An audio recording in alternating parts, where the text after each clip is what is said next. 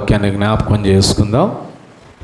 అందరికీ merry Christmas, happy Christmas. ఇది only మాట ద్వారానే ఉండిపోకూడదు. క్రిస్మస్ అనేది మాట ద్వారానే ఆగిపోకూడదు. అది మన జీవితాలకు అన్వయించుకుంటే, మన జీవితాల్లో ఆ మాటని మనం అన్వయించుకుంటే నిజంగా మన జీవితాలని దేవుడు అద్భుతంగా నడిపిస్తాడు.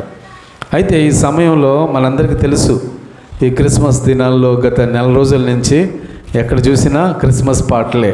ఏమండి, క్రిస్మస్ వాక్యాలే, మెసేజ్లే, పాటలు, వాక్యాలు అన్నీ కూడా క్రిస్మస్ గురించే ఉంటాయి. ఈరోజు దాటిందంటే మరలా క్రిస్మస్ని ఎవరు పట్టించుకోరు. ఏమండి, ఈరోజు వరకే క్రిస్మస్. ఈరోజు దాటితే మరలా దేంట్లో పడిపోతాం మనము? క్రొత్త సంవత్సరపు శుభాకాంక్షలు, కొత్త సంవత్సరం పాటలు, కొత్త సంవత్సరం వాక్యాలు. అంటే చూడండి మనకు ఎలా ఉన్నాయో, ఒక్కొక్క భాగానికి ఒక్కొక్క రకమైనటువంటి. అయితే ఈరోజు అలా కాకుండా ఈ క్రిస్మస్ మనకు ఈరోజు ఒక్కరోజే కాదు, not only this day, every day you bear the joy of Christmas. Christmas ఆనందాన్ని ప్రతిరోజు మనం పొందుకుంటూ ఉంటే కనుక ఏమంటే ఆ లెవెల్ వేరేగా ఉంటుంది, ఆ యొక్క ఆశీర్వాదం వేరేగా ఉంటుంది. అయితే ఈరోజు యేసు ప్రభు ఎందుకు పుట్టాడు అన్న విషయాన్ని మనం జ్ఞాపకం చేసుకుంటే, యేసయ్య ఎందుకు పుట్టాడండి? ఎవరికైనా తెలుసా? యేసు ప్రభు ఈ లోకానికి ఎందుకు వచ్చాడు? ఏమ్మా? పాపులను రక్షించడానికి. ఇంకా సరే చూడండి, యోహాను సువార్త 18వ అధ్యాయం 37వ వచనం. యోహాను సువార్త 18వ అధ్యాయం 37వ వచనం. అందుకు పిలాతు, నీవు రాజువా అని ఆయన అడుగగా, యేసు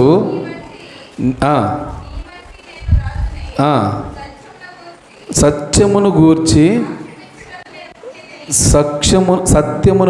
సాక్ష్యమిచ్చుటకు చాలండి. ఇప్పుడు ఎందుకు పుట్టాడు చెప్పండి యేసయ్య? సత్యాన్ని ప్రకటించడానికి, సత్యాన్ని చెప్పడానికి ఆయన ఈ లోకానికి వచ్చాడు. మిగతా పాపులను రక్షించుటకు, లేకపోతే మరి ఇవన్నీ కరెక్టే, కానీ మొదటిగా ఆయన ఎందుకు ఈ లోకానికి వచ్చాడు అంటే పాపులను సత్యాన్ని ప్రకటించడానికి. ఈరోజు మనం ఆలోచిద్దాం. పిలాతు అడిగాడు యేసు ప్రభువుని, నువ్వు రాజువేనా అని అడిగినప్పుడు యేసు ప్రభు చెప్తున్నాడు, yes, I am the king of Jews, నేను రాజునే, యూదులకు రాజునే అని చెప్పాడు. చెప్పి ఆయన ఈ మాట చెప్పకముందే మీరు కింద చదవండి, యోహాను సువార్త అదే 18:39-40 వచనాలు చూడండి. యేసు ప్రభు ఈ మాట చెప్పిన వెంటనే పిలాతు విని గనుక ఉండుంటే బాగుండు, వినకుండానే ఆయన వెళ్ళిపోయినట్లుగా మనం లూకాసు వార్తలో కూడా చూడగలం. అయితే యేసు ప్రభు ఈరోజు ఏమండి సత్యాన్ని గురించి చెప్పడానికి లోకానికి వచ్చాడు. అయితే మనం కూడా యేసు ప్రభు యొక్క బిడ్డలుగా మనం ఏం చేయాలంటే సత్యాన్ని గురించి చెప్పడానికి మనం సిద్ధంగా ఉండాలి. అందుకనే Mahatma Gandhi, the father of the nation, ఆయన ఒక మాట చెప్తూ ఆయన ఒక బుక్ రాశాడు, మై ఎక్స్పెరిమెంట్స్ విత్ ట్రూత్, సత్యముతో నా ప్రయోగాలు అనేటువంటి ఒక బుక్ రాసి, ఆ బుక్లో ఏం చెప్తాడంటే యేసు ప్రభు గురించి ఏంటి మీ opinion, what is the priority of Christ, ఏంది ఈ క్రీస్తు గురించి మీ యొక్క ఉద్దేశం ఏంది చెప్పండి అంటే ఆయన చెప్తాడు, క్రీస్తు యొక్క సిలువ ప్రపంచానికి ఆదర్శం అంటాడు. ఆయన ఇంగ్లీష్లో ఆ మాట రాస్తూ, the crucifixion of Jesus Christ is the great moral in the world అని చెప్తాడు. అంటే యేసు ప్రభు గురించి ప్రపంచంలో ప్రఖ్యాతి. మొన్న ఇటీవలే విజయవాడలో ప్రీ క్రిస్మస్ చేస్తూ గ్రాండ్ క్రిస్మస్, దాంట్లో చంద్రబాబు నాయుడు గారు, సీఎం చంద్రబాబు నాయుడు గారు మాట్లాడుతూ యేసు ప్రభు గురించి కొన్ని మంచి మాటలు చెప్పారు. అంటే ప్రతి ఒక్కరూ ఈ క్రిస్మస్కి ఎవరైనా ముఖ్య అతిథిగా ఆహ్వానిస్తే వారు ఎవరైనా సరే, ఏ మతమైనా ఏ కులమైనా యేసు ప్రభు గురించి ఏం చెప్తారంటే ఆయన దేవుడండి, ఆయన పాపం లేనివాడండి, ఆయన పరిశుద్ధుడండి, ఆయనకి ఏమండి ఏ కల్మషం లేదండి అని చెప్తారు. చెప్పి మరలా ఏం చేస్తారంటే వెళ్ళిపోతారు. వాళ్ళ పాత్ర అంతవరకు పోషించి నుంచి వెళ్ళిపోతారు. అలాగే గాంధీ గారు కూడా యేసు ప్రభు గురించి చెప్పారు.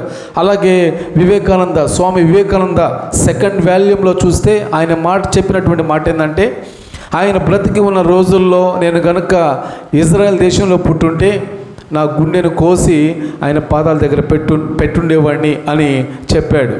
చాలామంది అలాగే ఆయన గురువైనటువంటి పరమహంస, అదే పేరు వస్తుంది, ఏం పేరండి, రామకృష్ణ పరమహంస, ఆయన ఏం చెప్తాడంటే లాస్ట్లో మరణించేటువంటి ఆ స్టేజిలో ఈ స్వామి వివేకానంద అలాగే కొంతమంది ఆయన పక్కన ఉన్నప్పుడు ఆయన గురుగారు ఏదో చెప్పబోతున్నారు, చెప్పండి అని అంటే ఆయన చెప్పినటువంటి మాట ఏంటంటే, నేను యేసు ప్రభువుని చూశాను అని చెప్తాడు. ఎందుకంటే ఆ రామకృష్ణ పరమహంస గారు తన ఆఖరి చరమాంకంలో నిజమైన దేవుడు ఎవరో కనుక్కోవాలని చేసినటువంటి ప్రయత్నాల్లో ఆఖరిగా ఆయన మరణించే స్టేజీలో ఏమండి యేసు ప్రభు ఆయన కనిపడినట్లుగా ఆయన చెప్తారు, యేసు ప్రభువుని చూశాను అని. అంటే దానికి అర్థం ఏంటి? యేసు ప్రభు దేవుడని ఆయన కనుగొన్నాడు, అయితే ఆఖరి చరమాంశంలో ఆయన చనిపోతాడు. ఇట్లాగా యేసు ప్రభు గురించి చాలామంది చాలా విధాలుగా చెప్తారు, కానీ వారి జీవితం వచ్చేసరికి యేసు ప్రభుకి దూరంగా ఉంటుంది. ఈరోజు వాళ్ళలాగే మనం ఉన్నామా లేదా దేవునికి దగ్గరగా మనం సాగుతున్నామా అనే విషయాన్ని ఈరోజు కనుక మనం ఆలోచించగలిగితే ఈరోజు నిజమైన క్రిస్మస్ నీ కుటుంబంలో జరిగినట్లే. ఈరోజు నిజమైన క్రిస్మస్ నీలో జరిగినట్టే, మనలో జరిగినట్టే, మన సంఘంలో జరిగినట్టే. ఈరోజు ఏంటి the importance of the birth of Christ, Yesu Kristu యొక్క పుట్టుకలో ఉన్నటువంటి ఆ ప్రాముఖ్యత ఏంటి అని మనం కనుక ఆలోచించగలిగితే, కొద్దిసేపు వాక్యంలో మనందరం కనుక ఆ లీనమయ్యేటువంటి స్థితిలోకి రాగలిగితే నిజంగా ఆ వాక్యము మన నరాలలోకి ఎక్కిపోద్ది. ఏమండి, పోయిన వారం ఏం వాక్యం చెప్పానో చెప్పండి. పోయిన ఆదివారం, మొన్నే ఒక 2 రోజుల క్రితం, అది మన పరిస్థితి. అంటే మనం వాక్యం వింటున్నాం కానీ దాన్ని హృదయపూర్వకంగా ధ్యానం చేయట్లేదు, దాన్ని హృదయపూర్వకంగా మనము అన్వయించుకోవట్లేదు. ఈరోజు అన్వయించుకోవడానికి ప్రయత్నం చేద్దాం. ఈరోజు దేవుని దగ్గర దేవుని వాక్యంలోకి వచ్చి దేవుని వాక్యం నాతో ఏమని మాట్లాడుతుంది, ముఖ్యంగా దేవుడు ఎందుకు నా కొరకు జన్మించాలని కనుక కొంచెం మనం లోతుగా రాగలిగితే ఈరోజు వాక్యం మనకు వాక్యమే కాదు, వాక్యమయ్యున్న దేవుడు మనకు అర్థమవుతాడు. ఈరోజు చూద్దాం 18:37 మనం చదువుకున్నటువంటి రీతిగా యేసు ప్రభు సత్యం చెప్పడానికి లోకానికి వచ్చాడు. చాలామంది సత్యాన్ని చెప్పడానికి ఎవరు కూడా రాలేదు లోకంలోకి. ఒకసారి ద గ్రేట్ బ్రిటన్, ఇంగ్లాండ్లో ఉన్నటువంటి క్యాపిటల్ బ్రిటన్ లో ఉన్నటువంటి కొంతమంది ఏం చేశారంటే, కొంతమంది ప్రపంచ ప్రఖ్యాత కలిగినటువంటి వారు ఒక అనౌన్స్మెంట్ చేశారు. ఏమని చేశారంటే, ప్రపంచంలో ఎవరు ఎక్కువగా ఇన్ఫ్లుయెన్స్ చేశారు ప్రజల్ని, వారి పేర్లు కావాలని ప్రతి దేశం నుంచి ఆహ్వానిస్తే మన భారతదేశం నుంచి ఇంచుమించు 3000 పేర్లు పోయాయి. అలాగే ప్రపంచ దేశాల నుంచి చాలా పేర్లు, ఇంచుమించు 25,000 మంది పేర్లు పోయాయి వాళ్ళకి. అయితే వారు బాగా వాటిని పరిశీలన చేసి ఎక్కువగా ఎవరు ప్రభావితం చేశారు ఆ ప్రజలని వారు ఆ 25,000 మందిలో నుంచి 1000 మందిని సెలెక్ట్ చేస్తారు. అబ్బాయి ఈ 1000 మంది కూడా కాదు అని వాళ్ళలో నుంచి ఏమండి ఒక 100 మందిని తయారు చేస్తారు. మరలా 3వ టెస్ట్లో 100 మంది కూడా కాదు అని ఒక 50 మందిని సెలెక్ట్ చేస్తారు. ఇప్పుడు 50 మందిలో 1 to 10 పొజిషన్ మాత్రమే కావాలి, 1 నుంచి 10 వరకు మాత్రమే కావాలని మరలా వాళ్ళకు ఉన్నటువంటి ఆ బ్యాక్గ్రౌండ్, వాళ్ళని ఎంతమంది ఇన్ఫ్లుయెన్స్ చేశారో దాని అంతటిని కూడా చూసి ఆ 50 మందిని 10 మందిగా కుదిస్తారు. అంటే 25,000 మందిలో ఎంతమంది తేలారు? 10 మంది మాత్రమే తేలారు. ఈ 10 మందిలో ఏమండి 2వ స్థానంలో గణపతి అనేటువంటి ఒక ఆయన తేలాడు. 3వదిగా అబ్రహాం లింకన్ అనేటువంటి ఒక ఆయన తేలాడు. ఎందుకంటే అమెరికా దేశంలో అబ్రహాం లింకన్ పేరు తెలియని వారు లేరు. అబ్రహాము లింకన్ అమెరికా దేశాన్ని ఇన్ఫ్లుయెన్స్ చేసినటువంటి వ్యక్తి. అమెరికా దేశానే కాదు, ప్రపంచ దేశాల్లో కొంతమందిని ఇన్ఫ్లుయెన్స్ చేయగలిగిన వ్యక్తి. ఆయన మాట ద్వారా, ఆయన చెప్పే మాటలు, బైబిల్లోంచి చెప్పేటువంటి మాటల ద్వారా చాలామందిని ఇన్ఫ్లుయెన్స్ చేయగలిగాడు. అందువల్ల ఆయన్ని 3వ స్థానంలో పెట్టారు. అలాగే మహమ్మద్ ప్రవక్త, ఆయన కూడా చాలామంది ఇస్లాం ప్రజల్ని ఇన్ఫ్లుయెన్స్ చేశాడు. అలా ఇన్ఫ్లుయెన్స్ చేయడాన్ని బట్టి ఆయన్ని 4వ స్థానంలో పెట్టారు. అలాగే ఏమండి షేక్స్పియర్, విలియం షేక్స్పియర్, ఈయన మనకు తెలుసు. ఇంటర్మీడియట్ నుంచి ఈయన ఒక పోయిట్ అనమాట, మంచి రచయిత. 10th క్లాస్లో ఆల్ ద వరల్డ్ స్టేజ్ అని ఒక పోయిట్ రాశాడు. అదే కాదు, ఇంటర్మీడియట్లో ఉంది. అలాగే డిగ్రీ పీజీ లెవెల్లో కూడా ఈ షేక్స్పియర్ అనేటువంటి ఆయన చాలా ఇన్ఫ్లుయెన్స్, చదువుకున్న వారిని ఇన్ఫ్లుయెన్స్ చేశాడు. ఈ షేక్స్పియర్ అనే ఆయన కూడా నాకు ఇష్టం. ఎందుకంటే అప్పుడప్పుడు ఈయన మాట చెప్తూ ఉంటాను.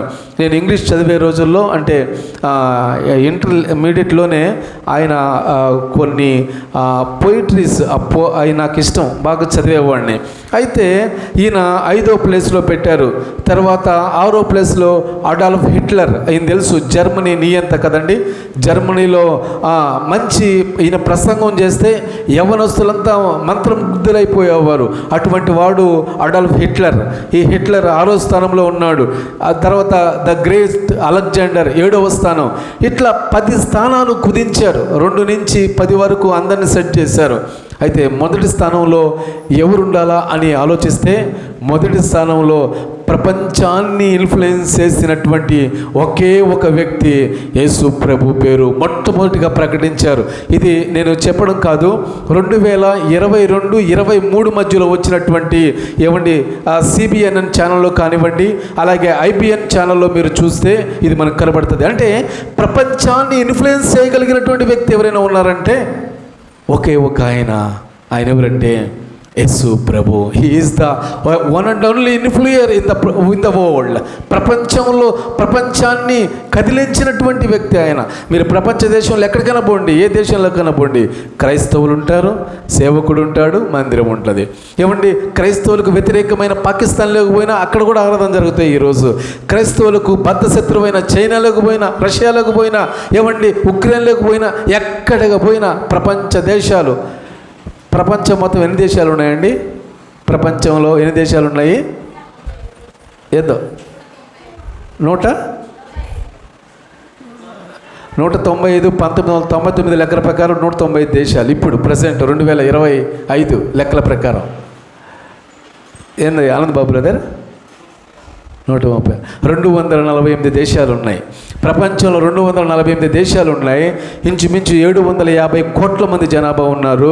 మన దేశంలోనే 135 కోట్ల మంది జనాభా ఉన్నారు. అయితే ఇదంతా జస్ట్ నాలెడ్జ్, ఇదే పెద్ద చెప్పకపోతే మార్కులు వేసేది ఏం లేదు, జస్ట్ ఊరికినే నాలెడ్జ్ కోసం చెప్తున్నాను. అయితే 248 దేశాల్లో కూడా యేసు ప్రభు గురించి ఈరోజు ప్రకటన జరుగుతూ ఉంది. యేసు ప్రభు యొక్క ఆరాధనలు జరుగుతున్నాయి. యేసు ప్రభు గురించి నిత్యం ఏదో ఒక చోట సువార్త జరుగుతుంది. అయితే నిత్యము సువార్త జరుగుతూనే నిత్యము యేసు ప్రభు కొరకు ఎంతో కొంత మంది మరణిస్తూనే ఉన్నారు. ఈ విషయాన్ని మనం జ్ఞాపకం చేసుకోవాలి. అయితే ఇదంతా నేను చెప్పడానికి కాదు, కానీ యేసు ప్రభు యొక్క పుట్టుక గురించి నేను చెప్పడానికి నేను ఒక 15 లేదా 20 నిమిషాలు ఈ మాట చెప్పి నేను ముగించేస్తాను. మనము జ్ఞాపకం చేసుకోవాల్సిన విషయం, యేసు ప్రభు సత్యం చెప్పడానికి వచ్చాడు ఈ లోకానికి. సత్యం చాలా వేదాలు ఏం చెప్తున్నాయంటే, ఏమండి సత్యాన్ని గురించి మనకు వేదాల్లో కూడా మనకు ఉన్నాయి. సత్యం మనకి ఏం చెప్తుంది? సత్యం ఏమండి వేదాల్లో ఏం ఘోషిస్తుందంటే, సత్యం స్వర్గస్వ అని మాట్లాడుతుంది. అంటే సత్యమే స్వర్గానికి నడిపిస్తుంది.